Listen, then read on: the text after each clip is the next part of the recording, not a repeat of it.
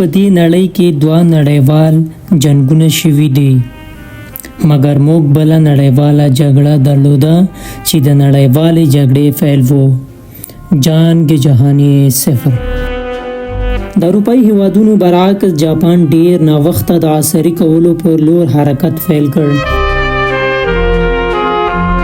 د 1858 په شاوخوا کې کله چې امپراتور میجي د جاپان واک په لاس کې واخیست او جاپان یې د نړۍ تر ټولو پرمختللی هیواد وباله.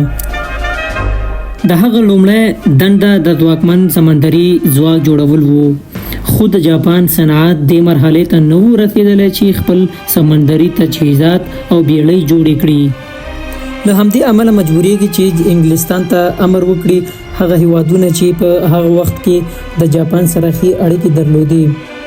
اوس موږ کولی شو پوښتنه وکړو چې څنګه، ځکه جاپان د روسیې دښمن و، هغه هیواد چې په هغه وخت کې انګلستان ته تر ټولو لوی ګواښ و. له همدې امله دوی هغه ته کښتۍ او تجهیزات لیږلي، او تاسو باید پوه شئ چې په هغه وخت کې د روسیې سمندر او ځواک خورا پیاوړی و، مګر په ټولو اوبو کې نه و. دوی په بالتیک سمندر او تور سمندر کې واکمن وو، مګر دوی د جاپان شاوخوا اوبو کې هیڅ ځواک نه درلوده. په 1860 کې روسانو د چینایانو سره جګړه وکړه او د ولادیستیکو بندر یې ونیو. دوی په ولادیستیکو کې یوه سمندري هډه جوړه کړه چې جاپان ته نږدې وه. دوی یو بل لوی کار هم کوي، دوی له مسکو څخه ولادیستوک ته د اورګاډي پټلۍ جوړه کړه. موږ کولی شو په اسانۍ سره ووایو چې د نړۍ یو پر دریمه برخه په دې پټلۍ کې سفر کوي.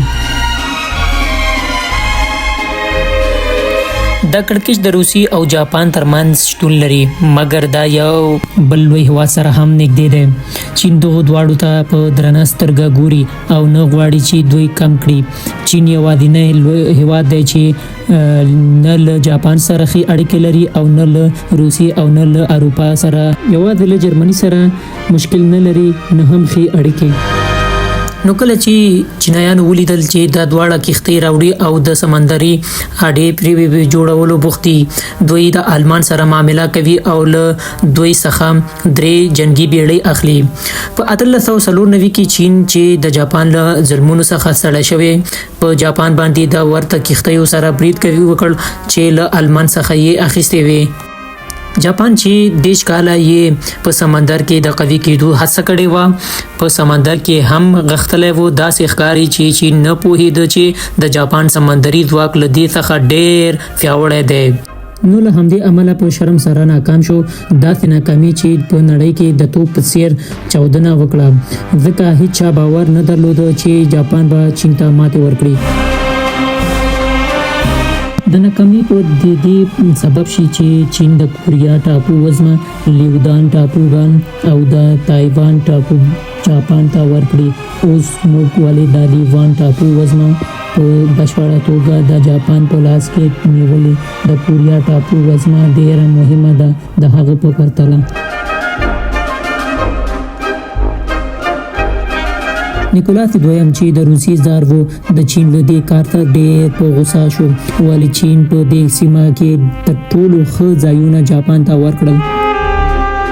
فرانسې او جرمني د زر ملاتړ وکړ. او رښتیا ووایاست، ولې چین د جاپان ملاتړ وکړ؟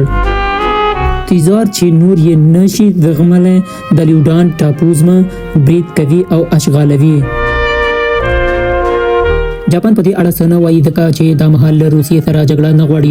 روسیه به د لیودان ملکیت ولري او جاپان به په یو ډول په نړۍ کې خپل شهرت له لاسه ورکړي، او دوی به ووایي چې له روسیې سره د ښکېلېدو جرأت نه لري. انګلستان چې غوښتل یې روس ته ماتې ورکړي، ورته ووایي چې ولې نورې بیړۍ نه اخلي. نو 4 نورې جنګي بیړۍ یې خرڅې کړې. کله چې روسیه ویني چې جاپان ځان سنبالوي، نو ټول ځواکونه او تجهیزات ولادیستوک او لیودان ته استوي، ترڅو یوه ورځ پر جاپان برید ونه کړي.